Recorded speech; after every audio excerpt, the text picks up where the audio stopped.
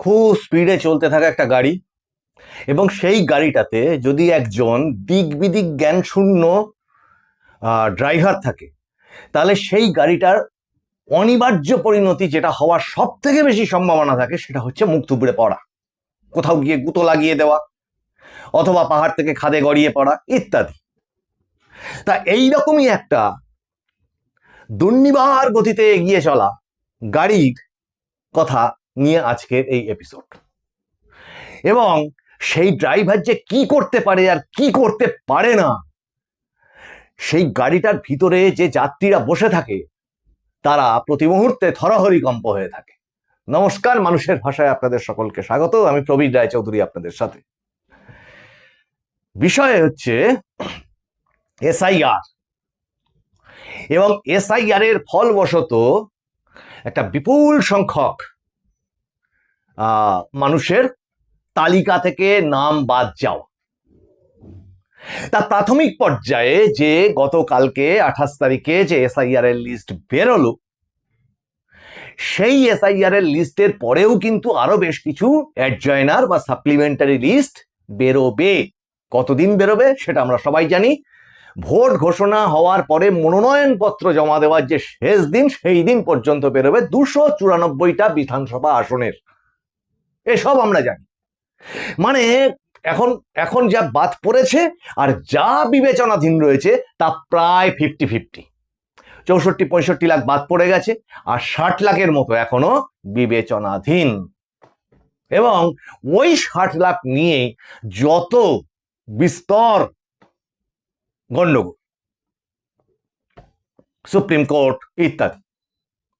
এখন আমি ভাবছিলাম যে এ রাজ্যে তো সবই সম্ভব, কি কি সম্ভব নয় এ রাজ্যে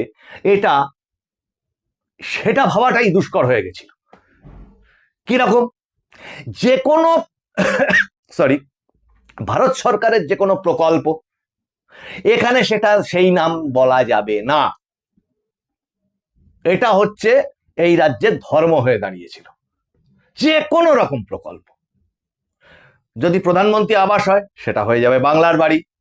এই নিয়ে এই নাম বদল করা নিয়ে হাইকোর্ট সুপ্রিম কোর্ট হয়েছে, এবং আদালত তাতে খুব একটা কিছু দোষের কিছু খুঁজে পায়নি, তাই সেটা চলছে, কিচ্ছু বলার নেই। কিন্তু এত স্ত্রী আর সাথী, এই এত স্ত্রী আর সাথীর মধ্যে যদি খুঁজতে যাওয়া হয়, দেখা যাবে ম্যাক্সিমামটা হচ্ছে কেন্দ্রীয় প্রকল্প। কি আশ্চর্য! তেমনি আমরা এটাও দেখেছি যে আরে আমরা তো এতদিন জানতাম যে আমরা গর্বিত ভারতীয়, আমরা ভারতের জাতীয় সঙ্গীত গাইতে ভালোবাসি, আমরা ভারতকে ভালোবাসি। কিন্তু গত কয়েক বছর ধরে যেন একটা প্রবণতা চতুর্দিকে দেখতে পাচ্ছি, এবং সরকারি তরফ থেকেও। সেটা কি? সেটা হচ্ছে এই রাজ্যের আবার একটা লোগো হলো আলাদা। মানে অশোক স্তম্ভ আমাদের লোগো, সে ঠিক আছে, সেটা আছে, কিন্তু এখানে আবার একটা আলাদা ভজকট লোগো হলো। এবার অনেকেই হাঁ করে গলার শির ফুলিয়ে তেড়ে আসবে যে অন্যান্য রাজ্যেও ওরকম আছে। আচ্ছা, সেই অবধি মেনে নিচ্ছি, সবই তো হচ্ছে চতুর্দিকে। ভাবনার কথাটা বলছি যে কিভাবে স্টেপ বাই স্টেপ কি হলো দেখুন। তারপরে আমাদের রাজ্যের জন্য নাকি আবার একটা জাতীয় সঙ্গীত। কি ভাগ্যিস এখনো পর্যন্ত দেশের জাতীয় সঙ্গীতটা আমরা ভুলে যাইনি।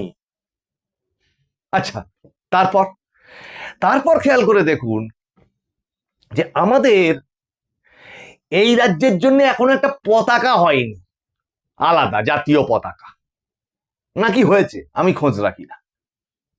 এবার এসআইআর এ এই যে ভোটার তালিকা বেরোলো, মাঝখানে ভুলে গেছি একটা কথা বলতে, এই যে আমাদের আয়ুষ্মান ভারত কার্ড আছে, এখানে আবার সেটা রাজ্য সরকারের নিজস্ব। আয়ুষ্মান ভারত এখানে চালু করতে দেওয়া হয়নি, ওটা কেন্দ্রীয় সরকারের কার্ড। তাই কারণটাই বোঝা গেল না এখনো পর্যন্ত, যে আমরা দেশের নাগরিক, ভারতীয়, আমরা ভারতবর্ষের কেন্দ্রীয় সরকারের একটা প্রকল্প কেন পাবো না? আমরা কি ভারতবর্ষের বাইরে?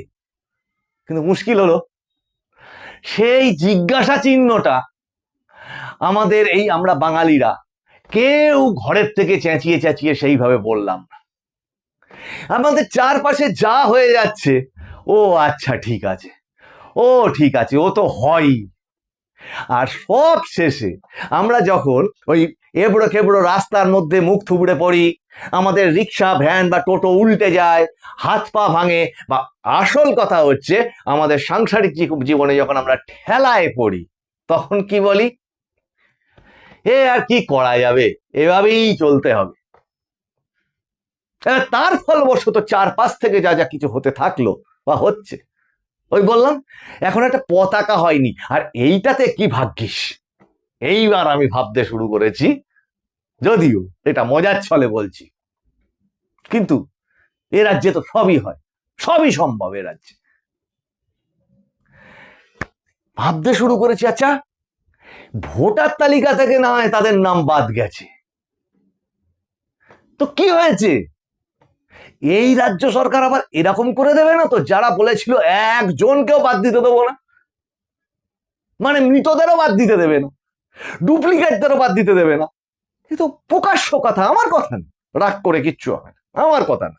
মন্ত্রী আমলা, এই মন্ত্রী, বড় বড় সমস্ত নেতা, মেজো ছোট বড় সবাই এটা বলেছে, স্টেজ কাঁপিয়ে বলেছে একজনও বাদ দিতে দেবো না, এসআই 8টাই হতে দেবো না। সবই হয়েছে। এখন ব্যাপার হচ্ছে এবার তাদের নিয়ে কি হবে। আগামী দিনে লজিক্যাল ডিসক্রিপেন্সিতে যে সমস্ত বাদগুলো পড়বে, যেগুলো এখনো আন্ডার এডজুডিকেশন রয়েছে, যা বাদ পড়বে তাদের কি হবে, আচ্ছা ঠিক আছে, তাদের জন্য কি তাহলে ভোটার কার্ড টার্ড না, আমাদের দেশের কোনো নির্দিষ্ট কোনো কার্ডই না, এরকম কোনো কার্ড চালু হয়ে যাবে না তো, মাফ করবেন, নামটা যাই হোক একটা জয় বাংলা কার্ড, এরকম হবে না তো। একটা জয় বাংলা কার্ড চালু হয়ে গেল, অসুবিধা কি আছে, কার্ড তো একটা প্লাস্টিকের কার্ড চালু হলেই হলো, সেরকম হবে না তো, এটা ভাবছিলাম। এইরকম ভাবে চলতে চলতে তাহলে তো একটা কাজ করলে লেটা চুকেই যেত মশাই, এটাকে একটা স্বাধীন রাষ্ট্র ঘোষণা করে দেবে না তো।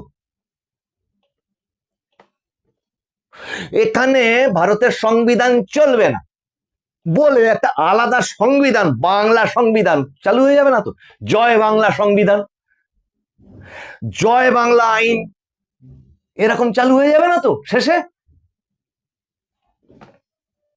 এখন মুশকিল হচ্ছে এই যে বলার জায়গাটা, এই বলার জায়গাটাও কত সীমিত, কারণ প্রতিটি মানুষ ভাবছে ও থাক, যা হচ্ছে হোক গে যাক, যা হচ্ছে হোক গে যাক, আমি ঠিক থাকলেই হল। মশাই আপনি কি ঠিক থাকতে পারবেন যদি গোটা নৌকোটাই ডুবে যায়? এখন এই যে ফ্রাস্ট্রেশনের কথা, যারা প্রকৃতভাবে মনে করেন, যারা মনে করেন না এই সংখ্যা প্রচুর থাকতেই পারে, গণতান্ত্রিক রাষ্ট্র ব্যবস্থায় থাকতেই পারে, কিন্তু যারা প্রকৃত মনে করেন যে হ্যাঁ আমি এই এই ব্যাপারগুলোকে মানি না, এটা চেঞ্জ হওয়ার দরকার আছে, এটা পরিবর্তন হওয়ার দরকার আছে, মুশকিল হচ্ছে তারাও তার পাশের বন্ধু, তার পাশের জন মানুষকে সে কথাটা বুক বাজিয়ে বলেন না, সেখানেও ভয়। কিন্তু মুশকিল হচ্ছে সাহস যেমন খুব সংক্রামক, ভয়টাও তেমন, কিন্তু মানুষ ভয় কাটিয়ে সাহসে ফেরে কখন, এই যখন দেখে এই দুর্নিবার গতিতে চলতে থাকা এক উদ্ধত ড্রাইভারের গাড়ি আচমকা মুখ থুবড়ে পড়ে, সব পরিকল্পনা সেখানে এক নিমেষে ভেস্তে যায়।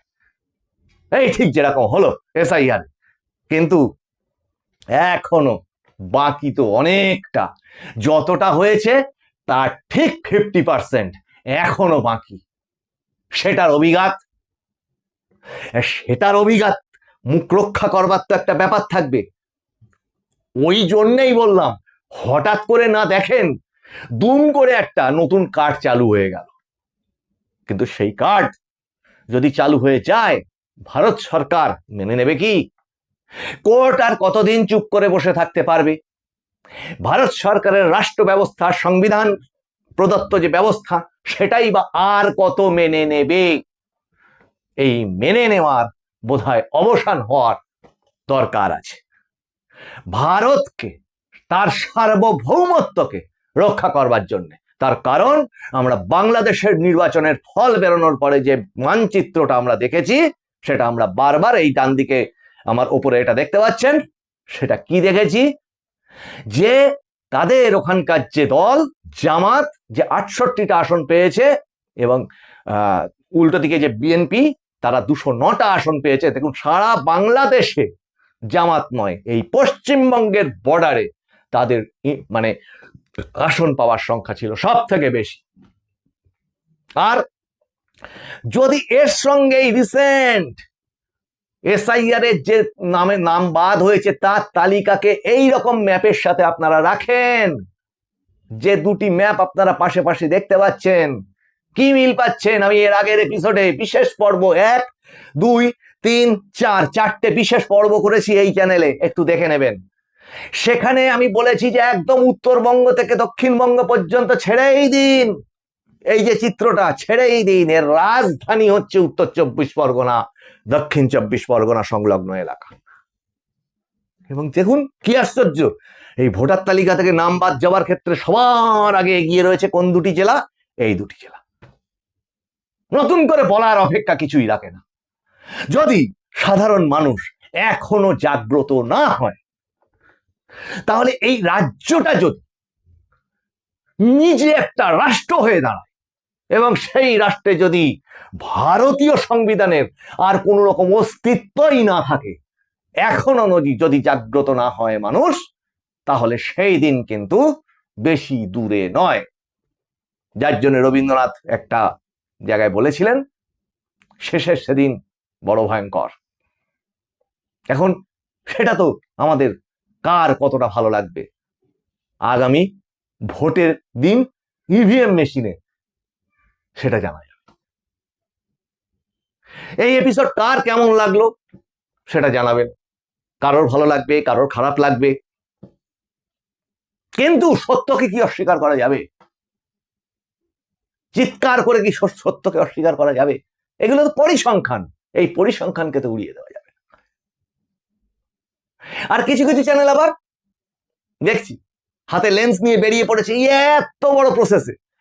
কোথায় একটা বিধানসভায় হয়তো অনেক বাদ পড়েছে, তার মধ্যে একজন দুজনের কিছু একটা ভুল ত্রুটি হয়েছে, তার তো অ্যাপিল করবার জায়গা রয়েছে প্রচুর, সে অ্যাপিল করতেই পারে কোনো ভুল হলে। ফর্ম 6 আছে, সামনে ডেট আছে, নির্বাচন কমিশন সমস্ত পদ্ধতি জানিয়ে দিয়েছে। এই এপিসোড কেমন লাগলো আপনারা জানাবেন। আমি প্রবীর রায়চৌধুরী এতক্ষণ আপনাদের সঙ্গে ছিলাম। আপনারা লাইক, শেয়ার, কমেন্ট করুন, ভালো লাগলে সাবস্ক্রাইব করুন। আর আমাদের অনলাইন সংবাদ মাধ্যম www.মানুষেরভাষা.com গুগলে ফলো করুন এবং ডেইলি হান্ট অ্যাপে মানুষের ভাষা টাইপ করলে সেটিকে পেয়ে যাবেন। আপনারা নজর রাখুন মানুষের ভাষার পর্দায়, কারণ মানুষের ভাষা সবার মনের কথা বলে। সামনের এপিসোডে দেখা হচ্ছে আবার। সবাই ভালো থাকুন, আর ততক্ষণ পর্যন্ত বিদায় নিচ্ছি। নমস্কার।